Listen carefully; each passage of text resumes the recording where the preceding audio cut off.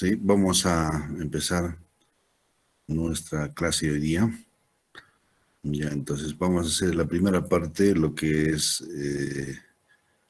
signos y síntomas generales, ya el tema de astenia y ganancia y pérdida de peso. ¿Ya? Entonces, luego vamos a pasar a semiología general. ¿Ya? Aquí vamos a tratar acerca del examen físico y la impresión general. ¿Ya?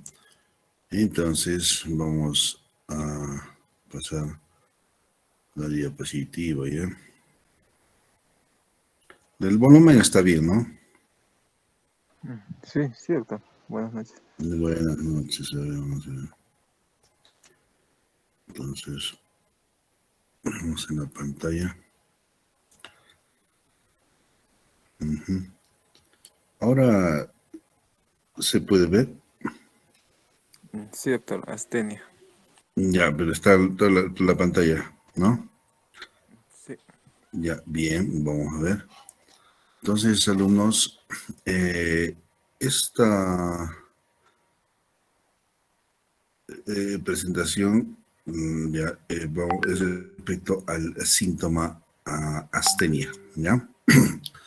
Bueno, la astenia se define como falta o pérdida de la energía habitual de un individuo. Por otro lado, el cansancio es la falta o pérdida de energía por una actividad física o mental realizada, ¿ya? Entonces, para poder ver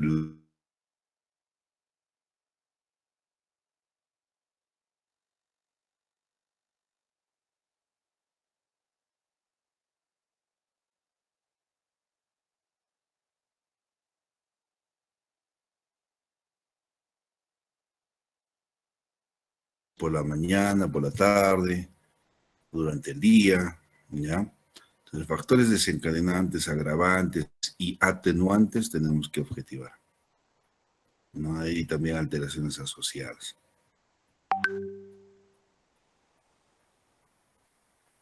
Entonces definimos cansancio, fatiga, astenia, ¿ya?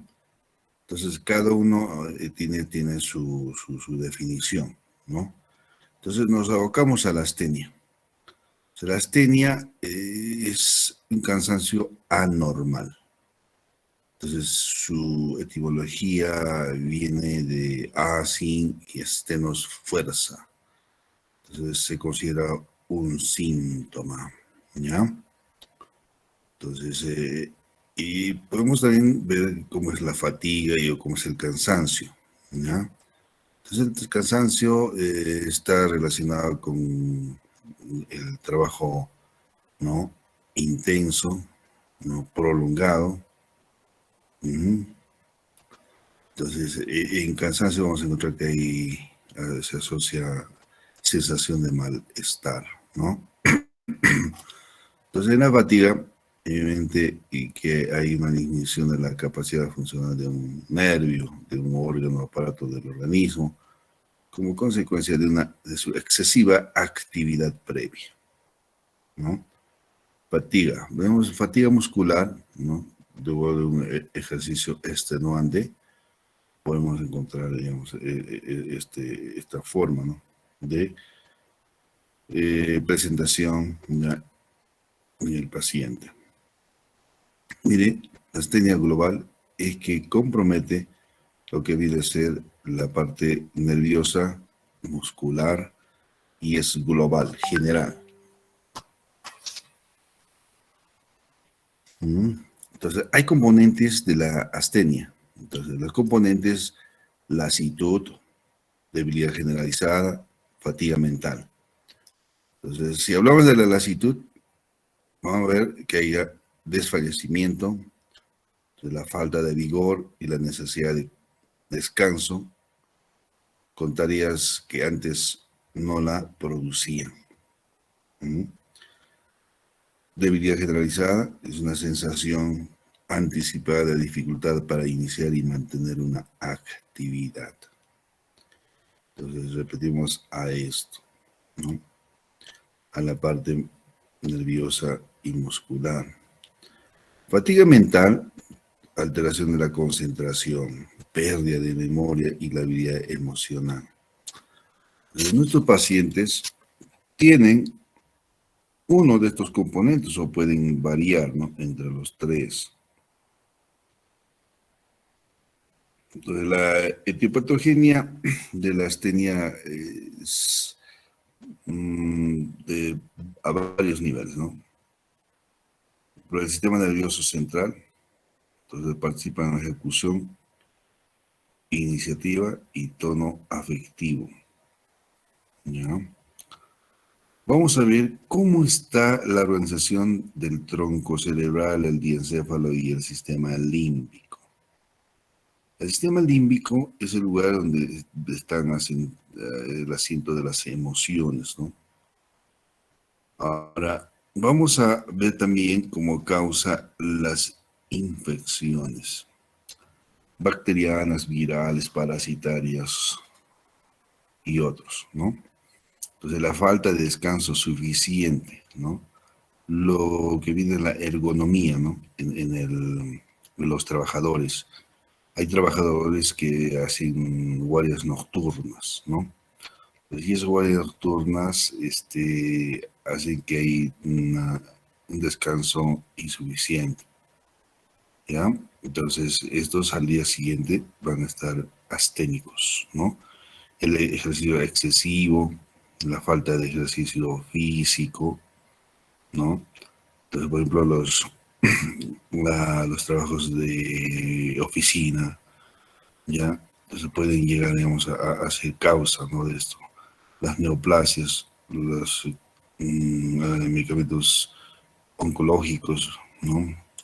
Enfermedades neuromusculares, ahí estamos hablando de la miastenia gravis, ¿no? Enfermedades psiquiátricas, ¿ya? Entonces, todos estos van a estar relacionados con la astenia. Bueno, en la etiopatogenia podemos agrupar en tres grupos, ¿no? Primero, que sean entidades orgánicas; dos, trastornos psicosociales; y las entidades indeterminadas, ¿ya? Entonces, acá vamos a ver que las enfermedades cardiovasculares están, ¿no?, como entidades orgánicas que causan astenia, ¿ya? Entonces, vamos a ver cómo es la distribución, ¿no?, por parte del aparato cardiovascular, del oxígeno al tejido, a la célula, los nutrientes, ¿no? Entonces, si esto en el tiempo disminuye, hay una falta de esta función, entonces vamos a llegar a una astenia, ¿ya? De por sí, las enfermedades neoplásicas también van a causar astenia. Obviamente, ¿por qué? Porque el consumo de los nutrientes por la célula tumoral es alta, ¿no? Entonces, esto va a ayudar a que el paciente, ¿no?, tenga tal vez una desnutrición, ¿ya?, y se exprese como astenia.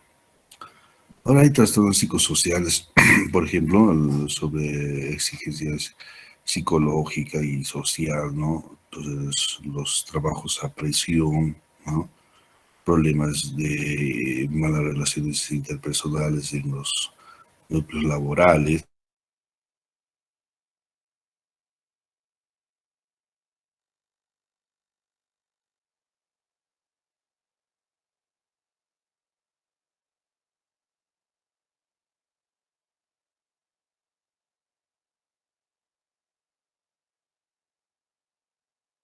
ya la jubilación, independencia de los hijos, ya en la adultez, del adulto mayor. Entonces, todo esto lleva a la astenia, ¿no?, como causa. Las entidades indeterminadas son aquellas idiopáticas o de causa indeterminada, ¿no? Entonces, acá más del tercio de los pacientes no se encuentran enfermedades de base, ¿no? Entonces, buscamos causas, ¿no?, como las que hemos mencionado: cardiovasculares, neoplásicas, infecciosas. Buscamos causas de origen de fatiga por o el trabajo extenuante, ¿no? Buscamos problemas neuromusculares, pero no encontramos, entonces estos van a ir en ese grupo, ¿no? De pacientes que van a tener de causa idiopática, ¿ya? Entonces acá las causas de astenia, bueno, están bien, ¿no? Detalladas cuáles son de causas funcionales, cuáles son de causas orgánicas, ¿ya? Las funcionales, vamos a ver que sean de causa psiquiátrica, ¿no? La ansiedad, ¿no? Los desórdenes somatotropos, ya los trastornos alimentarios, depresión, astenia con falta de motivación. Entonces sí vamos a encontrar, ¿no? Pacientes, ¿no? Con esta causa. Pero hay que buscar también causas psicosociales, ¿ya? Todo lo que viene a ser, lo que vamos a mencionar anteriormente, ¿no? ¿Ya? De índole familiar, o ya problemas personales, ¿no? La depresión, ¿no? Las alteraciones del sueño. Obviamente, el síndrome de la apnea del sueño, ¿no? En los pacientes obesos, ¿no? En ellos vamos a encontrar ese tipo de compromiso. ¿Ya?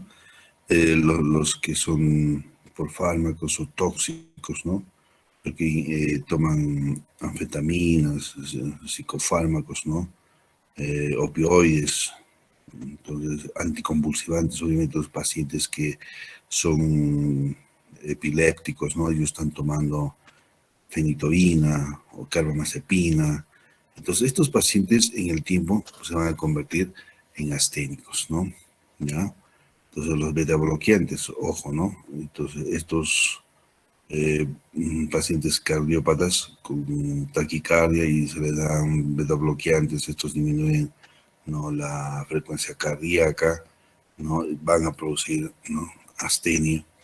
Dentro de los antihistamínicos, nosotros a veces prescribimos para la gripe, ¿no? Para las alergias, ¿no? Clorfenamina, ¿no? Y pueden dar, ¿no? Cuadros de astenia. Y entonces por eso que al paciente se le pregunta, ¿usted trabaja, maneja máquinas, no maneja máquinas, conduce automóvil? Entonces en ellos se debe de evaluar, ¿no? Para darle o no darle antihistamínicos, ¿no? Entonces hay otros problemas, ¿no? La fibromialgia, problemas postvirales, por ejemplo, esto que el COVID-19, ¿no? Está incluido esto, ¿no? Como causa de astenia, hay pacientes que están asténicos, no se sienten sin fuerza, entonces esos pacientes, ¿no? Están dentro de este grupo. ¿Ya? Las de causas funcionales. Las causas orgánicas las hemos agrupado, ¿no? En causas endocrinas metabólicas, hablamos de pacientes diabéticos, pacientes con insuficiencia suprarrenal, ¿no?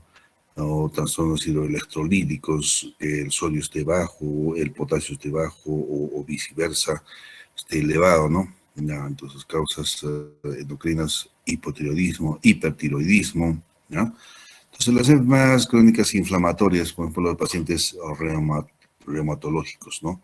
Artritis reumatoide, polimialgias, ¿no? La fibromialgia. Entonces, todo esto va a llevarnos a este cuadro. Por ejemplo, estos pacientes van a ser medicados con corticoides. Ojo, todos los pacientes que están tomando corticoides, estos pacientes van a tener este tipo de afección, ¿no? La tuberculosis, pues sí, dentro de los problemas o causas infecciosas, ¿no? Tenemos la endocarditis, hepatitis, el VIH, ojo, todos pacientes que están ahí, ¿no? Que en el tiempo, y ya después de la infección, ¿no? Ellos van a tener una fase de reconstitución, ¿no? Inmunológica, ya, y posterior a eso ya vamos a encontrar pacientes asténicos, ¿ya? Entonces, abscesos ocultos, ¿no? Todo esto es un estudio de la infectología. Ahora, enfermedades autoinmunes, ¿no? Por ejemplo, la cirrosis biliar primaria, la hepatitis autoinmune. Entonces, en ellos también tenemos que connotar, ¿no?, que el paciente presenta astenia. Las neoplasias y sus tratamientos de por sí están agrupados como causa de astenia. Entonces, otras, los obesos, sedentarismo. Pero un obeso no lo vamos a dejar correr, ¿no?, porque fácilmente no lo hacen, ¿ya? Y se sienten cansados, ¿no?, asténicos.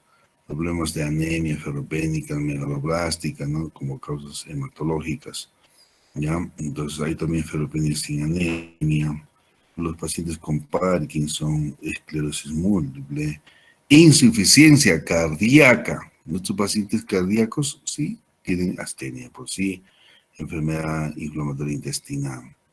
Idiopáticas hemos dicho que puede estar asignado entre el 20%, ¿ya? Aunque ya esto no tiene causa, ¿no?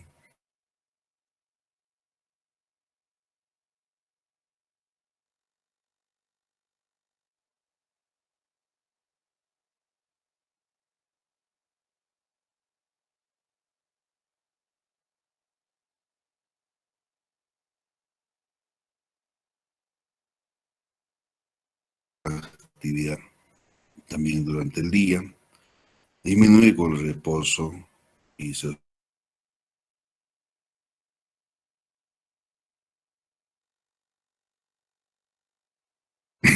tiene predominio matinal, ¿ah?, mejoría vespertina, sin asociación a actividad, no se alivia con el reposo y sin otros síntomas de organicidad. Bueno, ya, entonces, pues, esto sí, la psicógena, paciente deprimido, ¿no? En la noche se va a dormir, se levanta y está asténico. O sea, el reposo de la noche ya no le va bien, ¿ya? ¿Por qué? Porque el sueño vigilia está alterado en los pacientes con depresión, ¿no?, pacientes enfermos crónicos, ¿no? Ahora, en estos pacientes vamos a encontrar estas características, ¿ya? Entonces, de ahí que en el libro de Argente vamos a ver la gestión orgánica y funcional, ¿no?, con sus diferencias, con sus diferencias, ¿ya? Si es orgánica, entonces relacionado con la actividad física, empeora. Y si es psicológica, funcional, mejora con la actividad física, ¿ya? Ahora el sueño, ¿qué hace? En la orgánica la alivia y en la psicógena no cambia, ¿ya? Entonces, todo esto, por ejemplo, con pérdida de peso, está la orgánica, en la psicógena no hay pérdida de peso, ¿ya? Entonces, hay los físicos positivos encontramos en la orgánica y en la psicológica no encontramos, ¿ya? Entonces, acá también vemos la duración, 2 meses en la orgánica y la psicológica más de 4 meses por recidivante. Ujú. Entonces, ¿quién se origina con el estrés? Es la psicológica y la orgánica no se origina con el estrés, ¿ya? Entonces, vamos a ver eh, que en la orgánica, ¿quién se da cuenta de este cuadro ascénico del paciente? Es la familia, ¿no?, o el amigo. Ahora en la psicológica es el propio paciente, ¿no? Dice que se siente mal. Y van a encontrar en la consulta médica ustedes este tipo de pacientes, ¿ya? Entonces se habla de las teorías etiopatogénicas de la astenia, ya que sea de teoría viral, alteración de la respuesta inmune. Acá vamos a ver todos los problemas de la respuesta celular, la inmunomoduladora, inmunosupresora, ¿ya? Las infecciones, la glucosa, ¿ya? Y lo que vienen a ser las interleuquinas, cómo se forman estos, ¿no? Tras lo que se llama procesos infecciosos, ¿ya? Entre los cuales la teoría viral es de todos, bueno, los grupos de virus que están, ¿no?, relacionados desde la hepatitis C, el VIH, el herpes, citomegalovirus, ¿no? Entonces, eh, vamos a ver de que pueden afectar la función cerebral. Entonces, estos se expresan, ¿no?, con la fatiga. ¿Mm? Ahora hay una teoría neuroendocrina, ¿ya? Entonces acá hay una hipoactivación del eje hipotálamo hipófisis adrenal, desde que lleva a una disminución de la secreción hipotalámica de las hormonas estimulantes de la liberación de la adrenocorticotropa, ¿ya? La ACTH. Entonces de ahí también vamos a ver que como el peroxinitrito hay una disminución causa una disminución de la actividad del eje hipotálamo hipófiso adrenal. Entonces, esta sustancia tiene que ir en aumento para que cause, ¿no?, una alteración de este eje. Ahora, también podemos ver que hay una disminución de la actividad simpática y serotoninérgicas, ¿no? Entonces, estas están basadas en la teoría de la alteración neuroendocrina, ¿ya? Entonces, lo de los radicales libres sí hablamos que en grupo de las citocinas, ¿no?, que están relacionadas con el problema. La interleucina 1, 6, el factor necrosis tumoral, interferón, ¿no?, los cuales aumentan la producción de peroxinitrito. Entonces, esta sustancia la tenemos que observar, ¿no?, como un inicio de lo que viene a ser, ¿no?, alteración del eje hipotálamo hipófiso adrenal. Bien, entonces acá la astenia sin pérdida de peso, con pérdida de peso, ustedes lo pueden ver, ¿no? Y al final van a ver si es de causa funcional, si es de causa metabólica o de causa inflamatoria, ¿ya? Entonces, los que no tienen pérdida de peso, bien, son funcionales, ¿no? Como hemos hablado de la depresión y otros trastornos psíquicos, apnea del sueño, postinfecciosas, posparto, la cronoastenia, abuso de drogas, síndrome de fatiga crónica, ¿ya? Estos van a estar dentro del grupo sin pérdida de peso. Ahora, con pérdida de peso, evaluación del medio interno y funciones superficiales, suprarrenal, tiroidea y gonadal, ¿ya?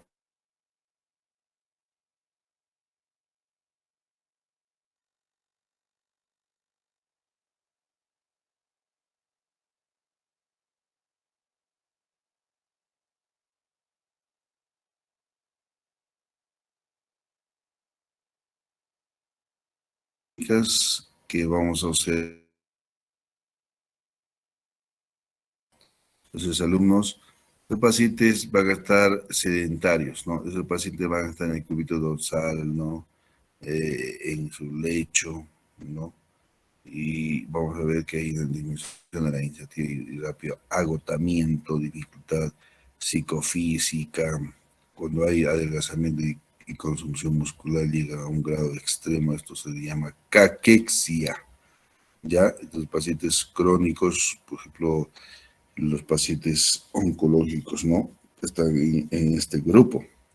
Ahora, el examen sistemático por aparatos puede evidenciar un resultado más o menos normal, ¿ya?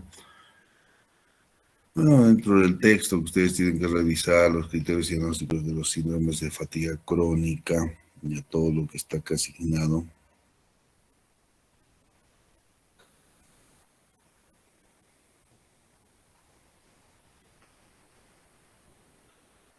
Bueno, el enfoque diagnóstico. Todo lo que estamos estudiando, digamos, síntoma por síntoma, tienen que saber enfocar el diagnóstico, ¿ya? Entonces se hace una anamnesis, un examen físico, ¿ya? Se piden unos exámenes complementarios. Ahora, precisar el contexto clínico de la astenia y establecer si es una de causa orgánica o funcional. Hasta ahí, ¿ya? Entonces, hemos hecho ya nuestros cuadros de lo que es orgánico y funcional, ¿ya? Ya sabemos que esto, ¿no?, nos ayuda a ver la agrupación, ¿no?, en los dos grupos, ¿ya? Y va a ver la causa. Ahora, sea la astenia orgánica o funcional, es de buena práctica evaluar que la evolución, respuesta al tratamiento e intensidad. Entonces nosotros al paciente lo tenemos que hacer una historia clínica, ¿no?, de primaria, de ingreso, luego paulatinamente ir evaluando algunos síntomas asociados, ¿no? Están presentes o han disminuido, la astenia está desapareciendo. Entonces, ustedes deben hacer una evolución y ver cómo responde al tratamiento, ¿ya? Si se puede establecer una presunción diagnóstica razonable, se la debe verificar con procedimientos clínicos adecuados. Podemos reconocer un paciente si tiene diabetes, ¿no? Entonces, hay pacientes que no han sido diagnosticados hasta el momento. Entonces, esos pacientes vamos a reconocerlos. Pacientes con hipertiroidismo, hipotiroidismo, ¿ya? Esos exámenes clínicos, ¿ya? Y laboratoriales. Se ubica el diagnóstico en su categoría etiológica, sobre la que se basará el tratamiento, ¿no? 5. Si no hubiera diagnóstico presuntivo y la astenia persiste, se debe buscar otras causas, ¿no? Ya, en el punto 6, una vez descartadas otras causas, debe continuarse con el estudio del paciente. En el punto 7, debe ser reevaluado periódicamente. También puede consultar con otro médico. Puede variar su consulta. Ya, 8, si no hubiera diagnóstico por más de 6 meses, se le considera como portador de un síndrome de fatiga crónica. 9, si un paciente persiste. Si a un paciente, el paciente persiste y ya con todo ese síntoma, entonces se le considera un síndrome de astenia crónica idiopática. ¿Ya? Entonces, alumnos, este síntoma es asociado a síntomas principales, ¿no? Pues me voy a encontrar un paciente de alteración cardiovascular, disnea, ¿ya? Me voy a encontrar edema, ¿ya? Y astenia, ¿no? Entonces, acá va ese síntoma donde se puede describir, ¿no? Entonces, de ahí que hay una escala de GEF, entonces 10 para la evaluación semiológica de la astenia. Entonces, esto es lo que ustedes tienen que ver, ¿no? Ya, su estado general, ya, debilidad, palidez, decaimiento de sudoración, lipotimia. Solo para la contextura del paciente, ¿ya? Ahora el apetito, el sueño, actividad sexual también entra ahí, ¿ya? Entonces, muchos ya pacientes van a consultar por estos problemas, ¿no? En la consulta, sí, al menos yo he tenido pacientes de una alteración de la actividad sexual, ¿no? Entonces ellos vienen a la consulta y se le debe sumar el síntoma de astenia, ¿no? La vía social, la vía afectiva. Bueno, entonces, este es el enfoque diagnóstico de la astenia. Y ustedes deben de revisar, ¿no?, estos puntos, objetivar bien el síntoma y tomar en cuenta en sus historias clínicas, ¿no? Bueno, alumnos, una vez que hemos visto esto, este síntoma, vamos a ver el otro síntoma, ya, el otro síntoma que, bueno, pérdida y ganancia de peso, ¿ya? La pérdida y ganancia de peso, ¿ya?, ¿Lo están viendo la diapositiva o les falta? Vamos a subirlo, ¿eh?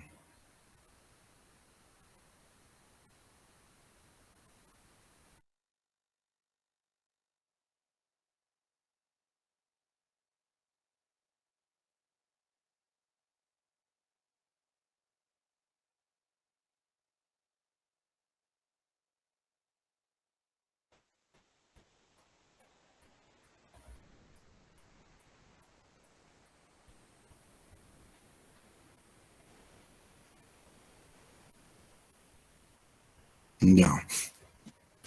A ver, me estáis escuchando, ¿no? Sí, ¿se ve la Sí, diapositiva? doctor, sí se la escucho.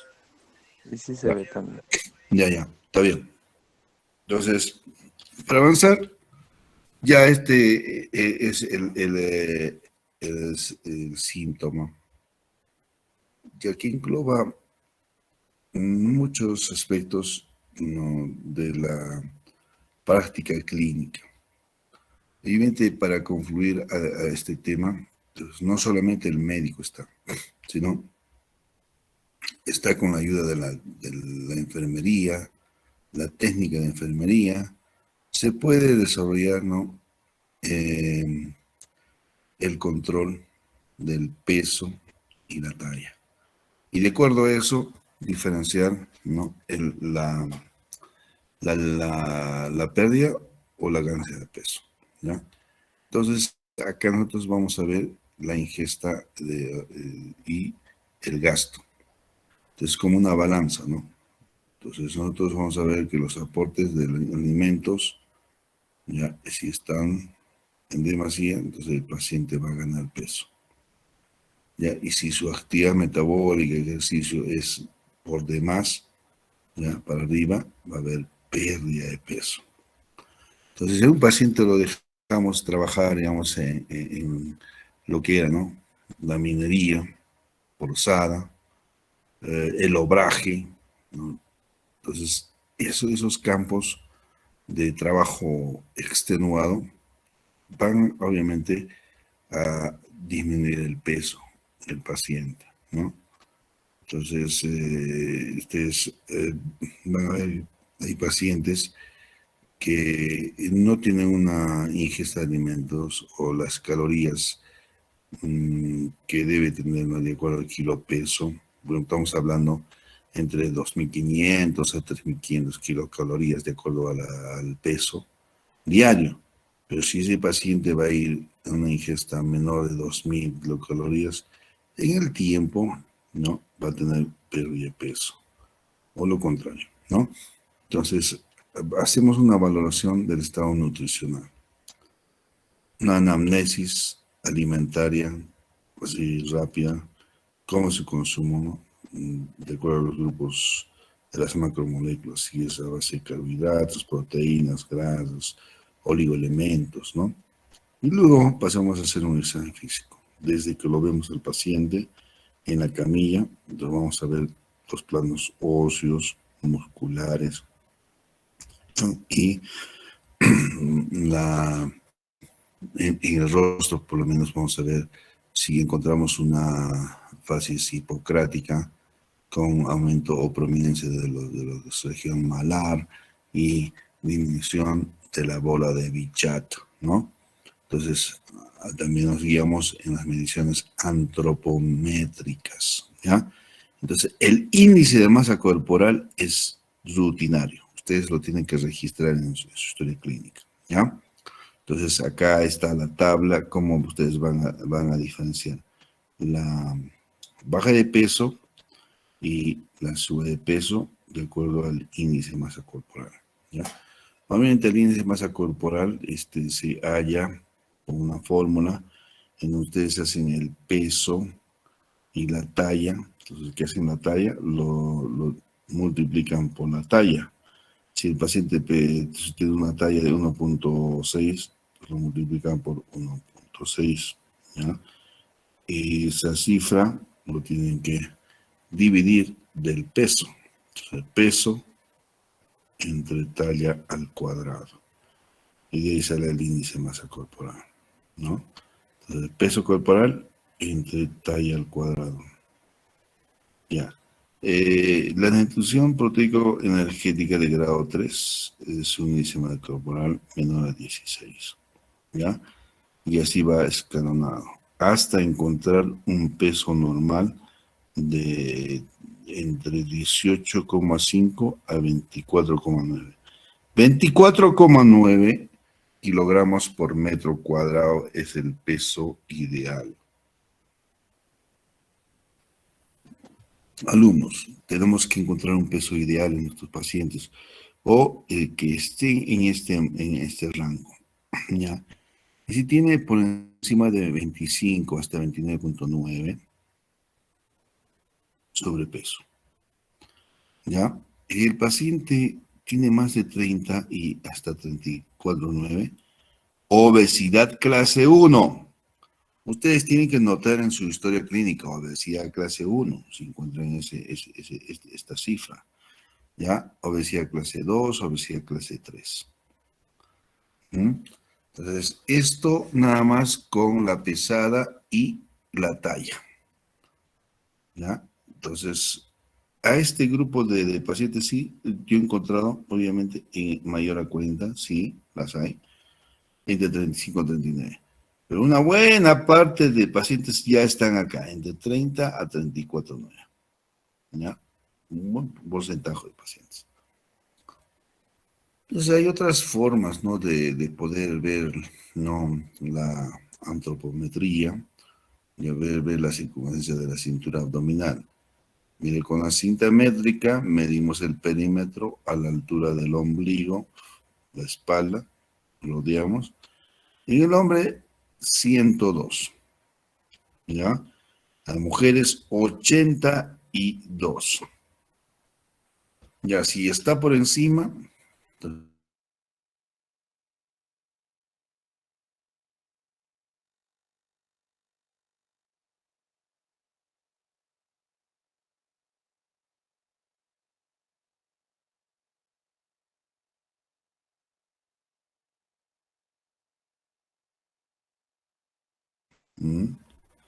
de estos tres, lo que más se utiliza es esto de la circunferencia de la cintura abdominal.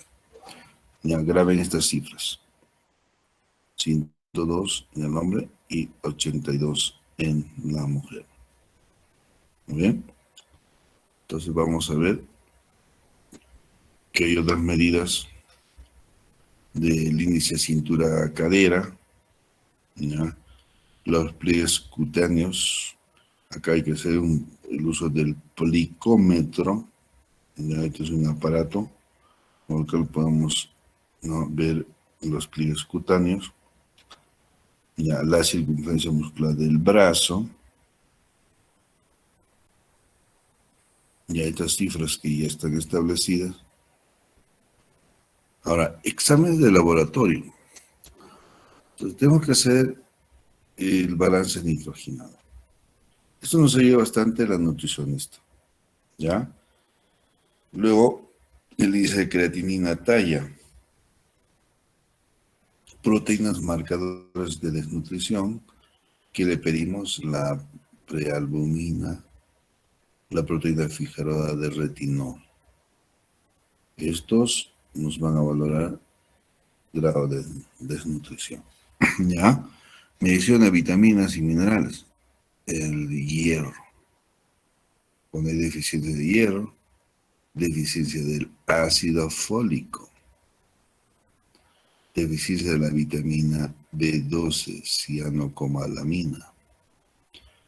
Ya, entonces, estos exámenes de laboratorio sí podemos pedir a nuestro paciente para poder ver el grado nutricional. ¿Ya? Entonces ahora, si un paciente gana de peso o pierde de peso, entonces, de estos pacientes decimos, ¿por qué ha perdido el peso? Nos encontramos con un paciente con estas características. Es un paciente longilíneo, ¿ya? Acá se aprecian los planos musculares, ¿no? Mira, está como el esternocleidomastoideo. Ahora hablamos de las prominencias óseas, ¿no? Se aprecia las costillas, los espacios. Mire cómo está el esternón, ¿ya? Las costillas de la jaula torácica, los brazos, ¿no? Entonces, hacemos la apreciación, ¿no?, de un paciente con estas características. Entonces, vamos a ver de que en la causa va a haber una disminución del aporte calórico, un aumento de las pérdidas calóricas, aumento del gasto calórico y aumento del ejercicio físico, ¿no? Entonces, en la etiopatogenia no duden de pensar en estos aspectos, ¿ya? Ahora, dentro de la anamnesis, ustedes pueden hacer preguntas. Acá hay unos modelos, ¿no?, de preguntas. ¿Es voluntaria o involuntaria esta pérdida de peso? ¿No causa con apetito aumentado o disminuido? ¿Mm? Ya, entonces, acá podríamos valorar a la diabetes. Su paciente que tenía un aumento del apetito en un tiempo, ya hay polifagia como un síntoma, ¿no?, de la diabetes, pero posteriormente este paciente va a disminuir de peso. ¿Ya? Un paciente con hipertiroidismo, ¿ya?, hipercatabólico. El paciente va a pedir pérdida de calorías, entonces, y su apetito también puede alterarse, ¿ya? Y vamos a llegar a esto. Ahora, apetito disminuido en lo que es la anorexia. Pacientes, sobre todo de género femenino, no comen, vomitan, ya inducen al vómito después de la ingesta de alimentos. Entonces, estos van a llegar a este tipo de contextura corporal. Entonces, obedece a que ha alterado su dieta, padece depresión psíquica o ha incrementado recientemente su actividad física. ¿Cuál es la magnitud de la pérdida en números absolutos y en porcentaje de peso corporal? ¿Hasta qué punto ha cambiado el peso corporal del paciente durante su vida adulta? ¿Por cuánto tiempo ha estado perdiendo peso el paciente? Entonces, estas preguntas se deben contestar dentro de la anamnesis. Bien, entonces hablamos de pérdida involuntaria de peso con apetito incrementado y pérdida involuntaria de peso con apetito disminuido. Ya, apetito incrementado, hipertiroidismo, diabetes mellitus descompensada, mala absorción, feocromocitoma, marcado incremento de la actividad física. ¿Ya? Entonces, estos van a hacer perder el peso. Ahora, pérdida involuntaria de peso con apetito disminuido. El cáncer, ¿ya? Es un paciente que no come, ¿no? Pacientes que ya, bueno, tenemos internados ahí, los pacientes, ¿no?, que tienen un problema oncológico, no comen, ¿ya? Los que tienen infección por VIH, sí, endocrinopatías.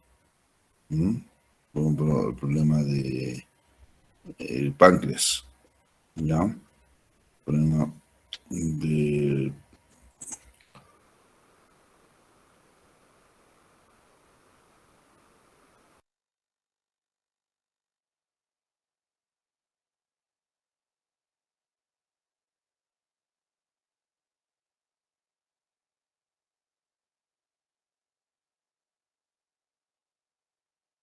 disminuido. Bien, entonces un paciente con pérdida de peso, ¿cómo es nuestro enfoque semiológico? Debemos hacer un examen de piel y faneras, ¿ya? Revisamos piel y faneras. Luego, medimos el peso, talla, ¿ya? Palpación de tiroides, para así decir, hipertiroidismo, ¿ya? Búsqueda de adenopatías y hepatoesplenomegalia. En los pacientes con VIH podemos encontrar un aumento de ganglios, ya sean axilares, cervicales o inguinales, ¿no? Palpación abdominal, paciente con dolor abdominal crónico, ¿ya? En algunos hay un abdomen en tabla, ya eso está relacionado con una TB extrapulmonar, llamada también una TB enteroperitoneal, ¿ya? Entonces hay que explorar reflejos osteotendinosos. ¿Mm? Bien, entonces del examen físico pasamos a lo que es la conducta de cómo hacemos exámenes. ¿Ya? Hemograma completo le pedimos, eritrosegmentación, proteinograma electroforético, ¿ya? Ionograma plasmático y urinario, pruebas de función renal y tiroidea, ¿ya? Serología para VIH, hepatograma, sangre oculta y material fecal, es TB-NON, se dice TB-NON, y la radiografía del tórax. Entonces, estos exámenes complementarios ya los valoramos para ver paciente con pérdida de peso. Ya, el paciente con ganancia de peso, ¿cómo es su enfoque semiológico? ¿Ya? Entonces, las causas, ¿no? Están cómo se relaciona con la ingesta de, o sea, la cantidad de agua, ¿ya? Que se acumula a nivel del tejido intersticial, en el espacio intersticial. Por ejemplo, pacientes que están con una insuficiencia cardíaca, ellos pueden ganar peso por acúmulo de líquido a nivel de las extremidades, el tronco. En abdomen pueden ser ascitis, ¿no? O derrame pleural. Entonces, estos pacientes hay que valorar el agua corporal. La masa magra, la masa grasa, ¿ya? Entonces, alteraciones en estos niveles nos van a ayudar a definir lo que es ganancia de peso, ¿no? Entonces, el diagnóstico por índice de masa corporal, si la tenemos, ya entonces la clasificamos en 4 tipos. 1, con aumento generalizado. 2, con aumento central o androide, ¿ya? Otro tipo 3, abdomino visceral. Y 4, ginecoide, ¿ya? Entonces, esta clasificación la vamos a ver en nuestros pacientes, ¿ya? Entonces, vamos a hacer una anamnesis. La edad en la que se desarrolla el sobrepeso. Ya puede haber influencias prenatales, ¿ya? La lactancia, la infancia, la adolescencia, mujeres adultas, el embarazo, uso de anticonceptivos orales, menopausia y en los hombres adultos. Por ejemplo, la ganancia de peso en un adulto varón es por encima de 50 años, ¿no? Cuando hay acúmulo de grasa a nivel del tronco, en la parte anterior, o sea, en abdomen, ¿ya? Entonces, en la mujer, sobre todo, es el aumento de peso de arriba, a nivel del tórax, ¿ya? Y puede comprometer también el abdomen, ¿ya? Entonces, de acá, nosotros en la anamnesis tenemos que preguntar el estilo de vida, privación del sueño, ¿no? Hay pacientes que no duermen, ¿ya? Y vamos a encontrar ganancia de peso, ¿ya? Sensación de fumar, ¿ya? Relaciones sociales, factores psicológicos. Ahora vamos a ver cómo es la dieta, comer más de uno y restringir la comida, ¿ya? Frecuencia de ingestas, ingesta dietaria de grasas, comidas rápidas, síndrome de comida nocturna, ¿ya? Entonces, todo esto tenemos que ver en la anamnesis para valorar a un paciente con ganancia de peso. Entonces, encontramos también fármacos que inducen la ganancia de peso, antipsicóticos, antidepresivos, antiepilépticos, antidiabéticos. Muy bien. Estamos llegando ya al final de esta parte, lo que es ganancia y pérdida de peso. Entonces, la obesidad neuroendocrina reconocemos en grupos de pacientes que tienen obesidad hipotalámica, el síndrome de Cushing, ya sea inducido por las drogas, ¿no?, o los corticoides, el hipotiroidismo, el síndrome de ovario poliquístico, hormona del crecimiento, ¿ya? Entonces, estos van a ser revisados como causa de ganancia de peso. Cuando hay trastornos genéticos y congénitos, sí, factores étnicos y socioeconómicos, agentes virales y obesidad, ¿ya? Entonces, miren, alumnos, tienen que seguir ahondando.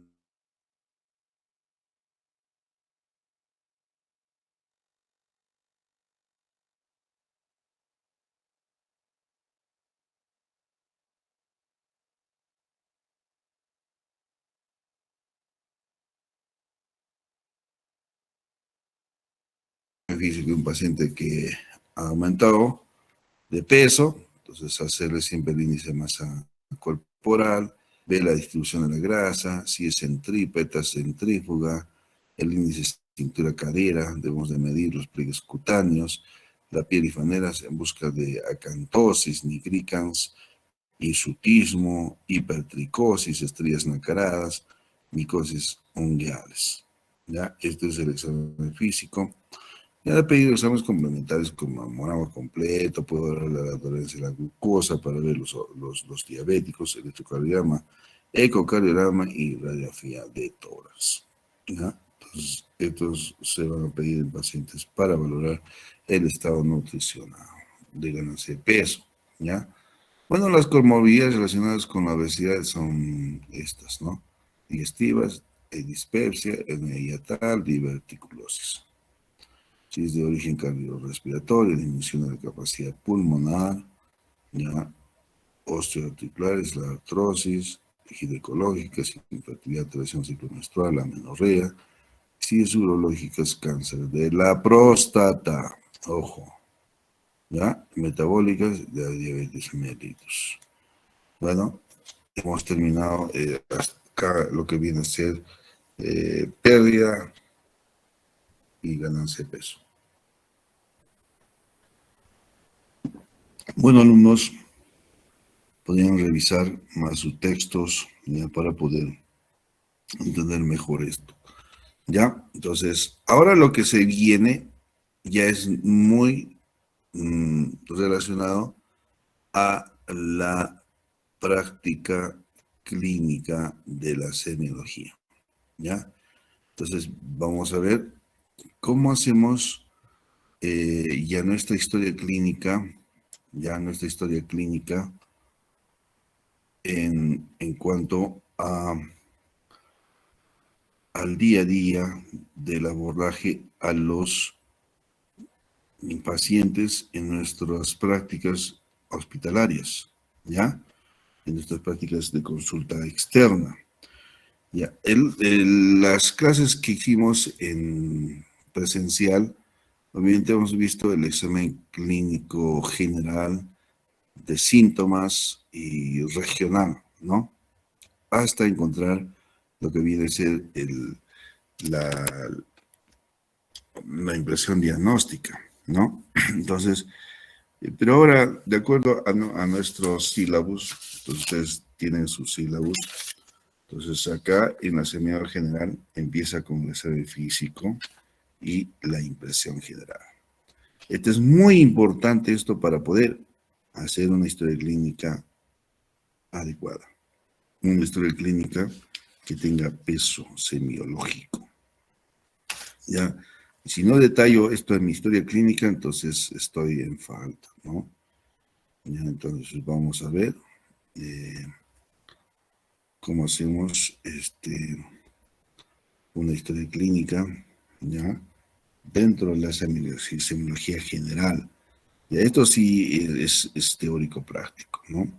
Entonces cada uno de ustedes tiene que tomar nota, tiene que entender, ¿no? De que en la semiología tenemos que ver la impresión general. Ujú.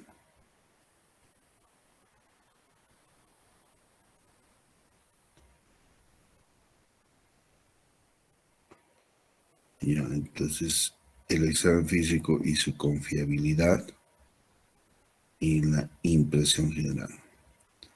Esto rápidamente lo vamos a ver porque es práctico, ¿ya?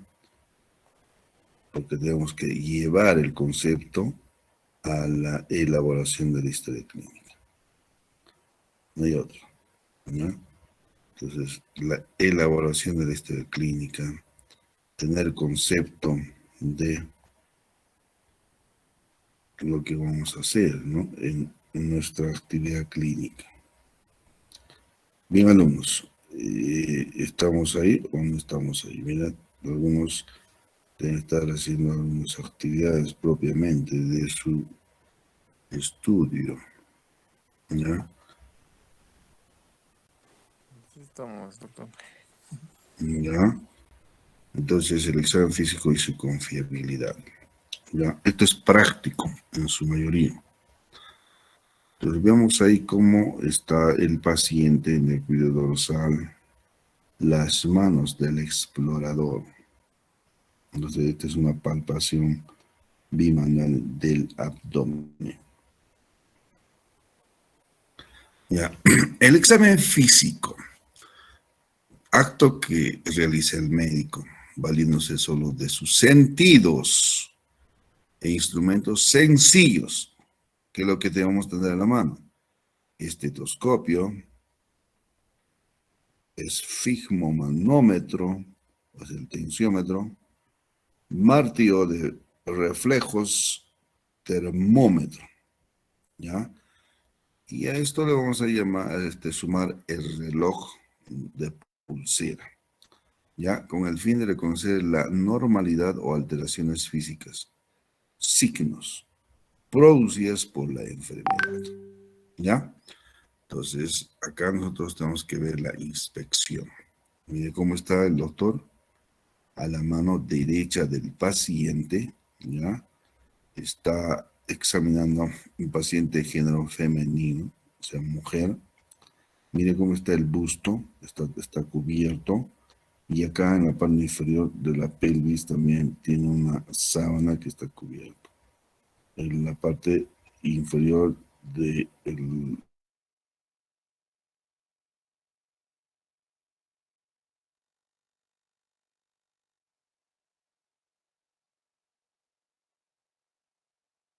abdomen. ¿Ya? Entonces la inspección, ¿no?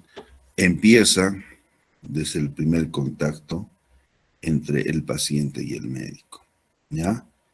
Y continúa con la anamnesis y se completa cuando examina al paciente, ¿ya? Entonces, esto nos ayuda a que en la inspección veamos en forma general, ¿ya? Le llamamos inspección general, ¿ya? ¿Qué vemos? La constitución. Entonces es un paciente, ¿ya? De aspecto no longilíneo, brevilíneo, ya mediolíneo, su estado de nutrición, ¿no? Entonces, el color y el estado de la piel, la distribución pilosa, la ajatitud y la marcha. Entonces, en el aspecto, ya de la inspección general, ustedes tienen que encontrar esto paso a paso, ¿ya? Incluso acá en esta parte dice, paciente en aparente regulado este general mal estado general. Buen estado general, eso no hemos encontrado, ¿no? El paciente viene con una molestia, una dolencia a la consulta, o viene a emergencia con un síntoma agudo, ¿ya? De todos modos, vamos a ver todo esto durante la inspección general, que se hace desde la cabeza, pasando por el cuello, el tórax, el abdomen, la pelvis, extremidades inferiores, superiores, ¿ya? Entonces, hacemos una inspección segmentaria, ¿ya? En la inspección segmentaria vemos ya la cabeza. ¿Cómo está la cabeza? ¿Ya? Acá vamos a ver las fauces, ¿ya? El cuello, el tronco y las extremidades. Entonces, esa es la inspección segmentaria, ¿ya? Por partes. Bien. Entonces, luego pasamos a la palpación. La palpación puede ser de dos formas, ¿no? Monomanual o bimanual. Y acá está monomanual, bimanual, ¿ya? Entonces, en la palpación manual, entonces, vamos a ver la sensibilidad. Sensibilidad. Podemos provocar incluso el aumento de la intensidad del dolor, si es en esta región abdominal. La temperatura. ¿Cómo está la piel? ¿Está piel caliente, una piel tibia, una piel temperatura normal? ¿Ya? La forma, vemos la forma del órgano a través del tegumento, ¿ya? El tamaño, ¿ya? La consistencia, la situación y los movimientos de la región explorada, ¿ya? Entonces se realiza sobre la piel, ¿no? O introduciendo más dedos por los orificios naturales. ¿De qué hablamos? Hablamos del tacto vaginal, el tacto rectal, ¿ya? Entonces ahí podemos hacer, ¿no?, la exploración física usando la palpación, ¿ya? Entonces en las manos separadas o sobrepuestas o yuxtapuestas en diferentes ángulos, ¿ya? Ahora, se habla de una palpación superficial, ¿no?, y otra profunda, ¿ya? Entonces, ¿qué buscamos en la palpación? ¿Qué debemos encontrar? ¿Ya? La sensibilidad. Entonces, se explora el dolor, ¿ya? Se completa con la exploración neurológica. Pues no hemos hablado de que, bueno, arriba tenemos los pares craneales, ¿no? 12 son, ¿no? Vamos a ver eso. Luego los plexos braquial, ¿cómo es? Por acá tenemos los plexos internos en el tórax, el abdomen, ¿no? Y acá atrás tenemos el plexo lumbosacro, ¿no? Como ya hace la distribución de los nervios a nivel de las extremidades, ¿no?, inferiores. Ya, entonces, acá hacemos una exploración, ¿no?, neurológica, ¿no?, del sistema nervioso periférico. La temperatura, no hay que valorar, ¿no?, la temperatura sobre la frente o el tronco, ¿ya? Corroborar con el termómetro. El termómetro hemos dicho que es axilar, ya es oral, ya rectal, ¿no? Entonces detecta variación en los procesos inflamatorios o infecciosos o disminución en casos de vasoconstricción, ¿no? Importante ver en la palpación la temperatura. Bueno, vamos a ver la forma, tamaño y consistencia y situación. ¿Ya? Detecta características biológicas de órganos, ¿ya? Deslizamiento, el tanteo, ¿no? Por ejemplo, esta es una palpación del tórax, ¿No? ¿Están viendo? ¿Todos están viendo la figura? Esto van a hacer mañana. Esta es la, para ver la amplexación del tórax. Entonces esta es la maniobra de la segue, ¿ya? Entonces, para ver cómo está la ventilación, el movimiento, ¿no? de tórax al ingreso del aire a los pulmones. Entonces se hace ya la posición de las dos manos en ese sentido. Luego se le invita al paciente a que tome aire profundamente. Y si esto se mueve 2 centímetros más para la parte, ¿no? En sentido de adentro para afuera de los dedos pulgares, entonces estamos viendo que este tórax es móvil a la respiración, ¿ya? Su ampliación ya está normal o disminuida, ¿ya? Entonces, vamos a ver los movimientos, por ejemplo, las vibraciones vocales. Cuando ponemos la palma de la mano en un hemitórax y le decimos al paciente que diga 33 o carretera y objetivamos las vibraciones vocales, frémitos, frote, ¿ya? Ahora también vamos a encontrar los latidos, ¿no? Son movimientos de expansión y retracción sobre el tórax, movimientos respiratorios, de inspiración, de expiración, cómo está dispuesto, ¿no? los planos de la costilla muscular, los músculos intercostales, internos, externos. El diafragma se puede objetivar su movimiento, ¿no? En algunos está alterado y otros normal.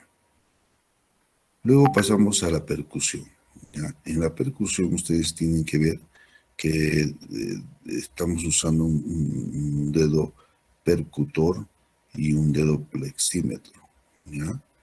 Entonces, en la percusión se ha desarrollado, ¿no? Lo que Joseph Leopold Aubrugger, ¿no? Plantea esto, ¿no? La técnica dígito-digital, ¿no? Bien, entonces con esto, a nivel del tórax, mire cómo está, podemos encontrar la sonoridad, si es intensa, fuerte, de tono bajo y duración prolongada. Entonces acá estamos hablando de la percusión sobre el pulmón aireado, ¿ya? Luego podemos encontrar en la matidez en escasa intensidad, tono alto y duración breve. Entonces, matidez, hablamos de neumonía o derrame pleural, ya matidez. Timpanismo, sonido musical de duración máxima y tonalidad intermedia entre mate y sonoro. ¿Dónde? En el estómago. Podemos palpar en el estómago. ¿Ya? El estómago, ¿no? En el espacio de Traube. Su matidez es variación del sonido mate con mayor sonoridad y tono más grave. Por ejemplo, la submatidez hepática a nivel del hipocondrio derecho, ¿no? Un poco arriba, empezamos a hacer esta maniobra de percusión y encontramos la sonoridad en submatidez, ¿ya? Entonces, hipersonoridad, sonido más fuerte y más grave, por ejemplo, en el enfisema o en el neumotórax, ¿ya? Entonces, la percusión ayuda de esa forma en la exploración física. La auscultación, obviamente, ustedes saben todas las partes del estetoscopio. Acá en la pared torácica, cómo se debe colocar el estetoscopio. Ya, entonces, ¿qué hace con la auscultación? Apreciación con el sentido del oído, de los fenómenos acústicos originados por el organismo. Entonces tenemos que encontrar con el estetoscopio. Ya, este estetoscopio fue diseñado ya por primera vez por René Teófilo Laennec en el año de 1816. Entonces, a ver, vamos a ver, de que acá nosotros vamos a tener tubos transmisores, las olivas, Ya, acá el receptor que viene a ser la parte de la campana y el diafragma. Ahí está el diafragma, la campana. La campana para los sonidos de tono bajo. El diafragma para los sonidos de tono alto. ¿Ya?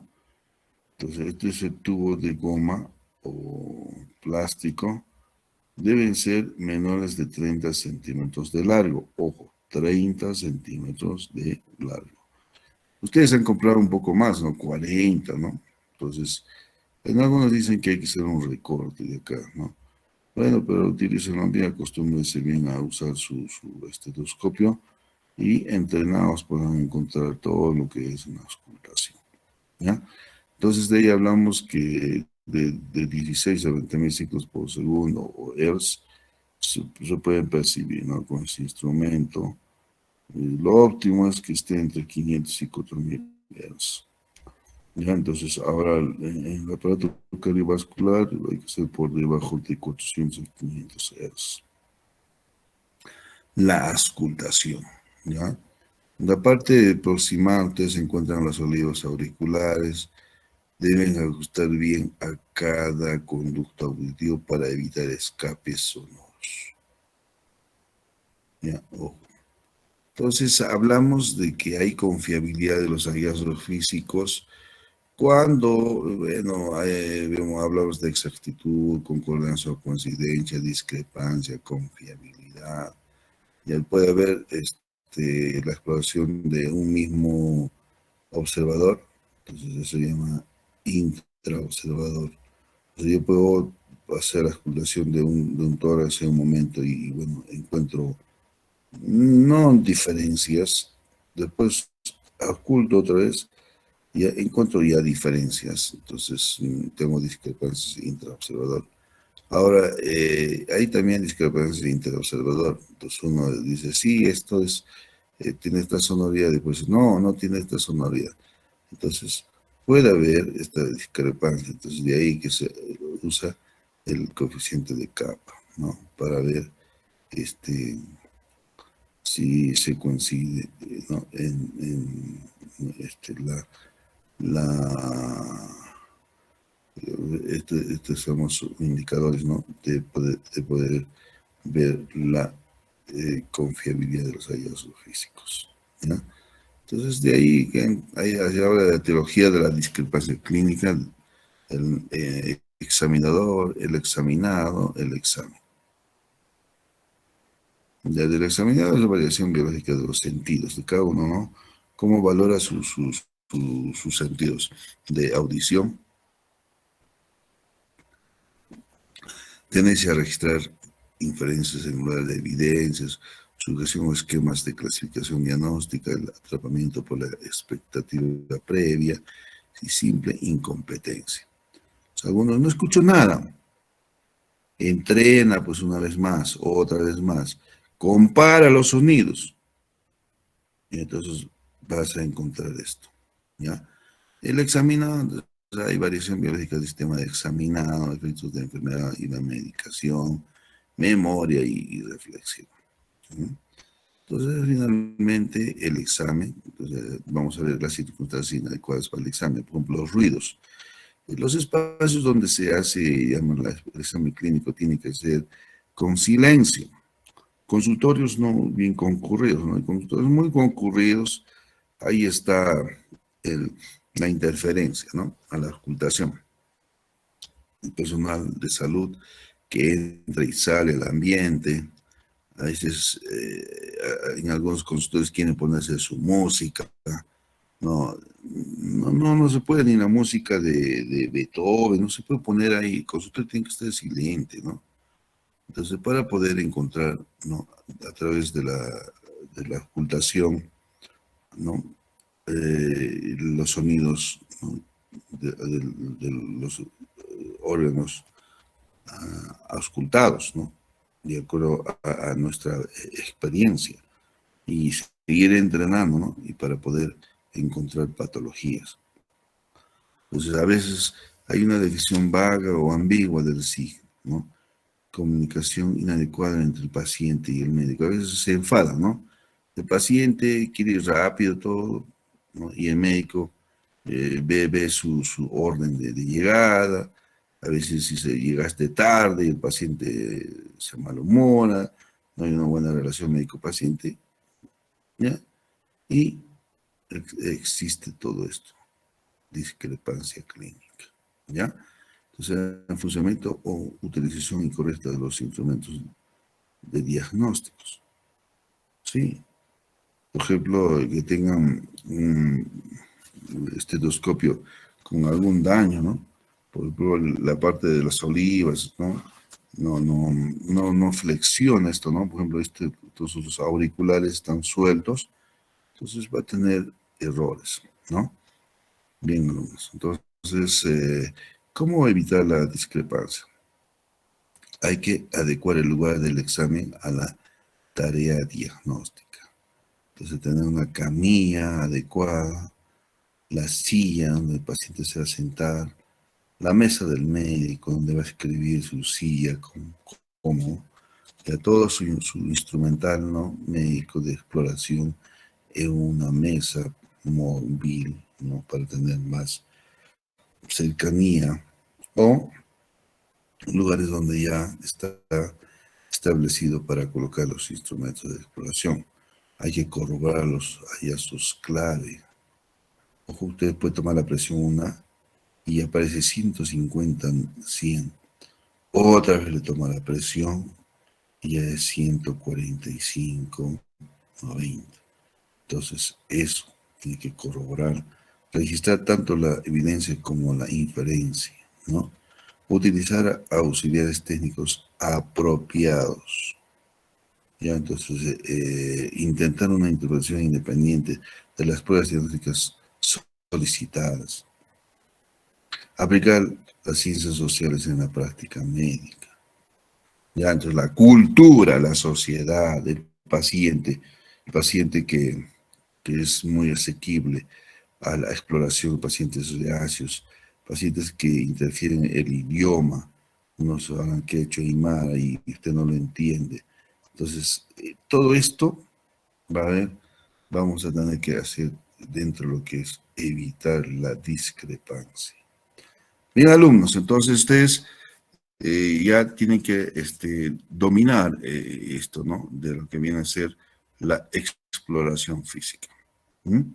Entonces ahora vamos a ver la última parte de nuestra clase de hoy día, y es también teórico-práctico, la impresión general. Obviamente vamos a hablar de 7 puntos muy importantes como registrar en la historia clínica. ¿Ya? Entonces vamos a ver esto de la impresión general. Rápidamente lo subimos, ¿ya? A ver, alumnos. Ya está. ¿Se ve o no se ve? ¿Qué dice? Sí se ve, doctor. Ya. Muy bien. Esto tiene que hacer en la historia clínica. Infaltable. ¿Ya? Cuando empezamos a hacer la historia clínica general, una vez que ya nosotros tenemos el papel en nuestras manos, ya hemos hecho la afiliación con todas las partes, ¿ya? Luego hacemos antecedentes o hacemos anamnesis primero, ya, su relato cronológico, luego antecedentes, ¿no? Todo lo que viene a ser hasta 5 puntos de los antecedentes, y luego entramos a lo que viene a ser el examen físico. Ya no sin antes, no colocamos ahí las funciones biológicas, ¿no? Y empezamos a ver la primera parte del examen físico que no debe faltar. ¿Ya? Entonces, impresión general. Impresión general. Entonces, cuando ustedes les pregunten, ¿no? La impresión general. Entonces, nos vamos a ver en detalle a esto, ¿no? Vemos el estado de conciencia, la orientación, la actitud, el decúbito, el hábito, las facies, el estado de nutrición, el estado de hidratación. ¿Ya? Entonces, para realizar una evaluación general del estado de un paciente, deben considerarse una serie de aspectos, ya como paso previo a la realización del examen físico por sistemas. Ya esto es antes de que vemos cabeza, cuello y lo demás. Ya, entonces, lo que se destacan son estos. El número de 8. Entonces, la conciencia. Entonces, esta es la situación de alerta instantánea y global frente al medio que nos rodea. Bueno, es decir, el estado en el cual el individuo se da cuenta de sí mismo y del ambiente. ¿Dónde estoy? Ya, si el paciente viene inconsciente, de pronto ya está en el hospital, recobra la conciencia y le tienes que decir, Carlos, ya, usted está en el hospital, ya, yo soy el doctor Canepa y lo voy a examinar. Quiero que me ayude y colabore, ya. Entonces, ese momento te valora de estar consciente. Si el paciente lo comprende, obviamente es un estado, ¿no?, de alerta, ¿ya? Entonces, a esta situación se la define clásicamente como lucidez, lucidez. Si está lúcido, ¿ya?, su nivel de conciencia hace que el paciente esté en una situación de despertar, ¿ya? Y el contenido de la conciencia son las funciones mentales, cognitivas y afectivas. Entonces le digo a mi situación mental, ¿usted recuerda cómo llegó al hospital? No recuerdo. ¿Usted sabe cómo llegó al hospital? Sí, en ambulancia. Sí, me trajeron en taxi. Sí, me trajo el familiar. Entonces, las funciones mentales, cognitivas y afectivas.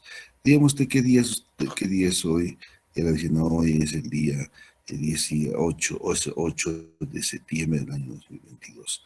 Entonces, su estado de conciencia es lúcido, ¿no? Entonces, ¿y por qué esto se mantiene así? Porque el nivel de conciencia reside en la sustancia activadora reticular ascendente, ¿ya? ¿Dónde está eso? En el tegumento del tronco encefálico, ¿ya?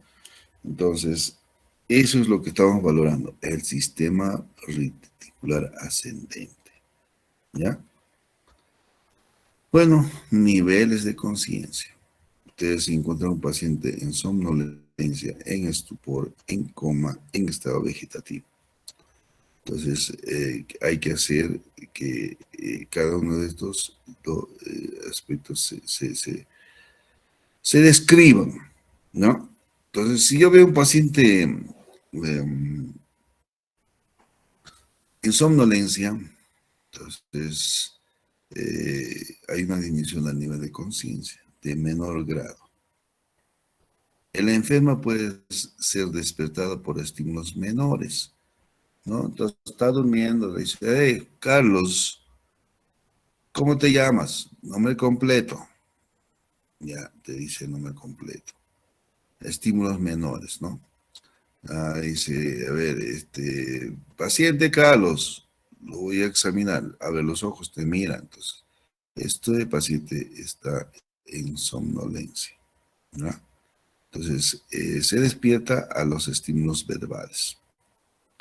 Estupor es un grado más avanzado de disminución del nivel de conciencia, donde el enfermo presenta sueño profundo, que solo puede ser despertado mediante estímulos dolorosos intensos, como comprimir la zona external con los nudillos.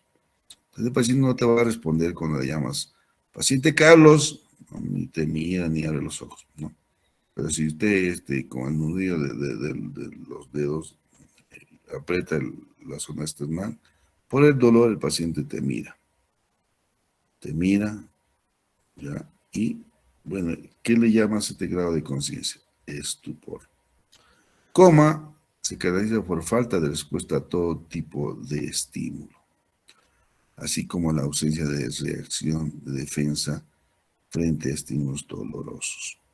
El comatoso, ¿no? Le haces una torsión del pezón, en la mujer o en la región mamaria, ya, entonces el paciente no responde. Ya, no expone estímulos dolorosos. ¿Cómo le llamas ese estado de conciencia? Coma, está en coma. Ahora, el estado vegetativo se produce cuando el paciente sobrevive al estado de coma.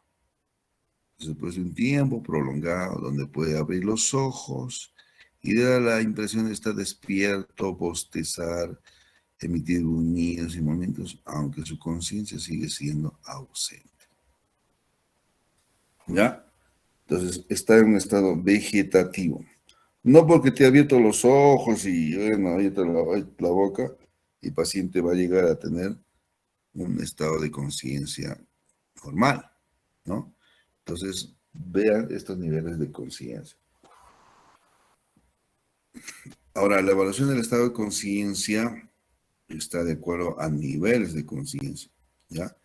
Entonces, ahora, esto lo vamos a encontrar con la anamnesis, ¿ya? Y hacerle un examen neurológico integral, ¿ya? Se puede hacer mediante la escala de Glasgow. Entonces, esto nos ayuda a hacer de manera simple y fácil, ¿no? Ver el nivel de conciencia, ¿ya? Entonces, la escala de Glasgow está compuesta por la exploración y cuantificación de 3 parámetros. Una que es la apertura ocular, abre los ojos, ya, o no lo hace. La respuesta verbal y la respuesta motora. La apertura ocular se puntúa de 1 a 4. ¿Ya? La respuesta verbal de 1 a 5. Entonces ahí tenemos 9 puntos. Si todo está bien, 9 puntos. ¿Ya? Y la respuesta motora de 1 a 6. En total, 15 puntos.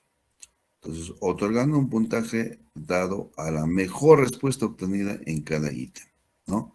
Entonces, el puntaje obtenido para cada uno de los 3 se suma, ¿ya? Con lo que se obtiene el puntaje total. Entonces, el valor más bajo que puede obtenerse en la escala de coma de Glasgow es 1, 1, 1 igual a 3. No hay 0, ¿ya?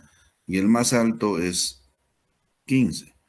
¿Ya? 4 puntos le damos a la respuesta ocular, a la verbal 5 y a la motora 6.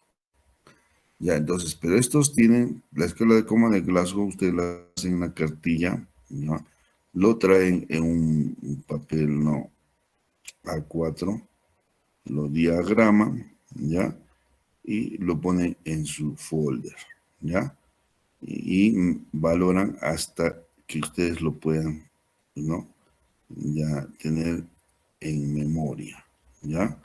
Y después ya lo van a utilizar cotidianamente en la evaluación primaria de emergencia de un paciente con su alteración, ¿no?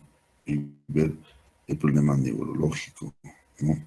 Porque la escala de coma de Glasgow es para ver el aspecto neuromuscular, ¿ya? Entonces, actitud o postura. Ojo, acá el paciente lo tiene que ver, ¿no? Cómo mantiene los distintos segmentos del cuerpo entre sí, ¿ya? Ahora, si no se observan anormalidades, se denomina actitud compuesta. Ya, actitud compuesta. No hay alteración. O sea, algunas actitudes tienen un indudable significado semiológico, ¿ya? Por ejemplo, la postura de un paciente con Parkinson, ya con Corea, la postura de un paciente que hace una alteración de la marcha, ¿no? Zigzagueante o encegador, ¿no? Del vertiginoso, que es diferente, ¿no? La postura. Entonces, ahora, dentro de este grupo de actitud o postura, Vamos a encontrar la ortognia, es una posición semisentada, ¿ya? Entonces obliga al paciente a estar en esta posición cuando hay una disnea grave. Entonces, ante la imposibilidad de permanecer acostado por la sensación de falta de aire, como ocurre en insuficiencia cardíaca descompensada. Ortognia, posición genupectoral, esto del paciente que tiene un problema de derrame pericárdico, ¿ya? El paciente flexiona los brazos para facilitar la respiración. ¿Sí? Ahora, hablamos del decúbito. Decúbito es la postura que adopta el enfermo acostado. Permite hacer conclusiones de gran valor diagnóstico, algunas incluso patognomónicas. O sea, si encuentran este decúbito, ya es esta enfermedad. Ya entonces, al inspeccionar el paciente en decúbito, se debe constatar en primer lugar si este es activo o pasivo. Activo cuando puede adoptarlo y modificarlo voluntariamente. Levanta la mano, dobla los pies, se acomoda bien, ¿no? Pasivo si no puede hacerlo voluntariamente, ¿ya? Entonces, el decúbito activo puede catalogarse de tres maneras. Indiferente, cuando se lo puede variar a voluntad sin impedimentos. Preferencial, si al adoptarlo el enfermo se siente mejor en cuanto a las molestias que lo aquejan. Y obligado, cuando la patología que padece imposibilita otras posiciones. ¿Mm? Y entonces, esto se tiene por decúbito. Bien, ahí está el decúbito supino. Ya. Esto adopta el paciente con peritonitis. El decúbito lateral, cuando hay un derrame pleural, el paciente adopta esto. Y el paciente en posición de prona. Ya, prona. Bien, entonces, paciente decúbito prono. Ya. El hábito, que hemos hablado hace un rato, ¿no? Mediolíneo, longilíneo, brevilíneo. Entonces, el biotipo es el aspecto global que proporciona la expresión directa del ser humano. Está basado, ¿no?, sobre la medida y las proporciones relativas de los segmentos corporales. Entonces, en la actividad se conoce tres, por lo menos, ¿no?, de lo que hablamos. Mediolíneo, longilíneo, brevilíneo. El hábito. Las fases. En fases ustedes tienen que saber diferenciar varias, ¿no? Entonces, si la diferencian, no, en la mayoría de las clases de fases, ustedes se van a dar cuenta de patologías ya bien estudiadas, ¿ya? De la semología ha considerado las fases como un conjunto integrado tanto de sus características morfológicas como de los cambios de color y expresión. Cuando no hay alteraciones de estos aspectos se denomina facies compuesta, ¿ya? Facies compuesta. El interés semiológico del estudio de las fases es decir, en que permite sospechar y afirmar el diagnóstico a primera mirada, ¿no? Como si fuera un sello de la enfermedad que no ofrece dudas, ¿ya?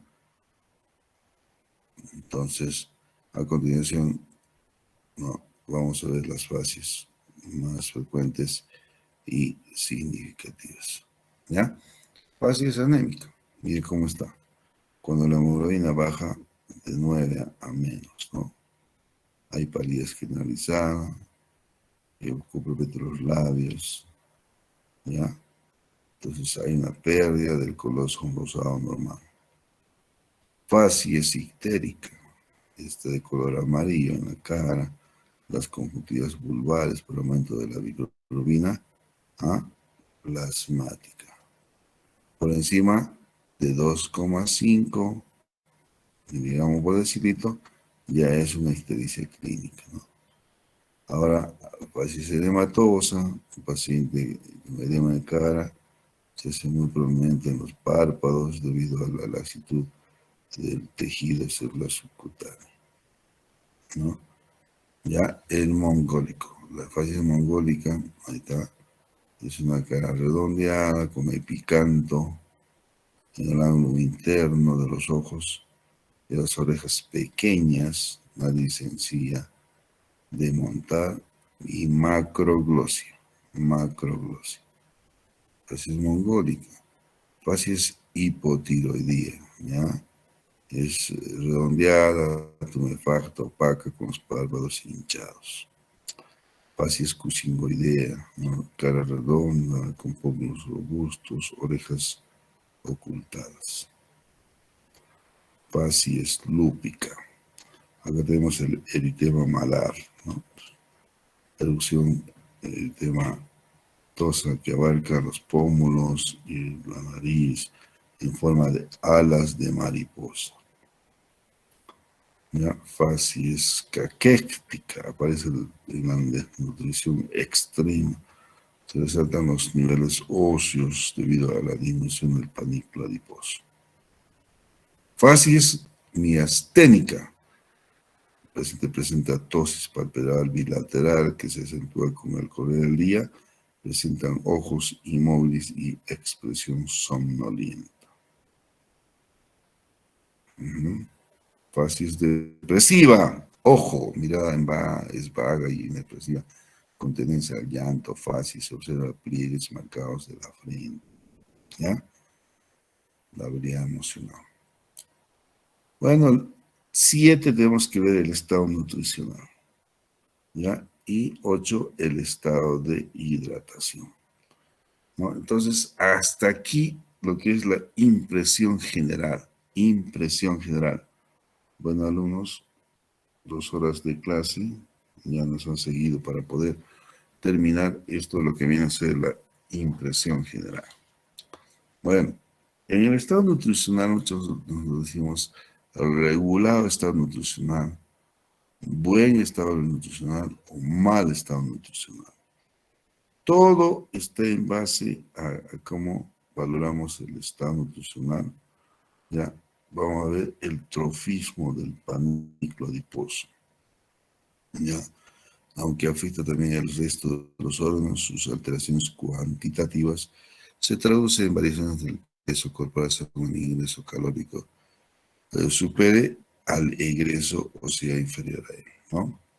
Entonces vamos a ver que el peso normal varía, obviamente en relación a la altura con el que ambos deben determinarse al comienzo o al final del examen físico. Y ya hemos visto en lo que es pérdida y ganancia de peso, ¿no? La evaluación de la masa o índice de masa corporal. Y ahora los aumentos mayores del 10% sobre lo normal indican sobrepeso, ¿ya? Y los más del 20%, obesidad. Las dimensiones de menos del 20% o más determinan delgadez. Entonces, a simple vista, el redondeamiento de los segmentos corporales con prominencia del abdomen, el hombre, y las caderas y mamas en la mujer avalan el diagnóstico de obesidad. Para la dimensión de la masa corporal con prominencia de los relieves óseos de los pómulos, trocantes, costillas y escápulas, avalan el diagnóstico de desnutrición. ¿Ya? Bien, alumnos, entonces esto en sus historias clínicas para el día de mañana. Todo, ¿ya? Del aspecto del general, una impresión, ¿ya? General. Entonces, la hidratación, bueno, eso es el volumen del agua corporal de 45-75%, se mantiene notablemente constantes en la mayor parte del cuerpo. Sus alteraciones, es decir, tanto la sobrehidratación y la deshidratación requieren alteraciones patológicas. Bien, entonces, hemos terminado la clase de hoy día. Ya, entonces tienen que considerar en sus estudios ya, y sobre todo en la elaboración de su tarea clínica el aspecto general, ¿ya? Y luego ya vamos a ver el regional parte por parte de acuerdo a la distribución de los temas con los docentes de semiología, ¿ya? Lo que viene es estar, ¿no? Comparando los textos, ¿no? En los cuales vamos a tener más teoría, ¿ya? Y también visualizar lo que son las figuras, las tablas que traen, ¿no? Para poder comprimir nuestro estudio de la semiología. Eso es todo. Hasta el día de mañana. Muchas gracias, doctor. Ya, hasta mañana. Hasta Hasta mañana. mañana. Hasta mañana. Vamos a cortar la transmisión.